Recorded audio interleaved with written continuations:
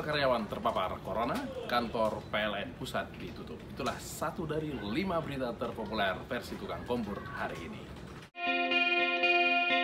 Sidang ketiga peninjauan kembali yang diajukan oleh Joko Chandra kembali batal. Joko Chandra tidak datang dengan alasan sakit. Ini adalah kali ketiga Joko Chandra yang sudah mendaftarkan untuk peninjauan kembali kasusnya dalam kasus CC Bank Bali tidak hadir di Pengadilan Negeri Jakarta Selatan. Menurut kuasa hukum Joko Chandra, Andi Putra, kliennya tidak datang betul-betul karena sakit, bukan karena takut ditangkap. Sebelumnya, pemerintah menyatakan akan menangkap Joko Chandra jika ia berani datang ke pengadilan. Dua karyawan PLN yang disebut dalam level tinggi terpapar COVID-19. Akibatnya kantor PLN pusat ditutup sepekan mulai hari ini sampai hari Jumat nanti. Penemuan dua karyawan positif itu karena 600 orang karyawan di sana dilakukan swab untuk mengetahui apakah karyawan di sana bebas dari corona atau tidak.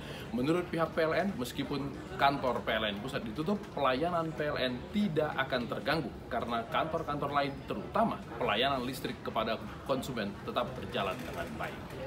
Kasus terpapar COVID di perkantoran seperti yang dialami oleh PLN sebelumnya juga terjadi di kantor Kementerian Pendidikan dan Kebudayaan. Kantor pendidikan tinggi ditutup karena ada karyawan yang diketahui terpapar corona. Selain itu, kantor Kemenpora juga sedang menjalankan protokol kesehatan dengan ketat karena ada karyawan yang positif corona.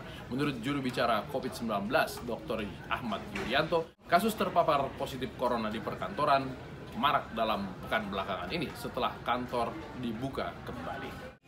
Presiden Jokowi menunjuk Menteri BUMN Erick Thohir sebagai Ketua Satgas Pemulihan Ekonomi dan Corona. Pemulihan ekonomi dan corona disatukan karena dampak ekonomi yang terjadi pada saat ini karena disebabkan oleh adanya corona COVID-19.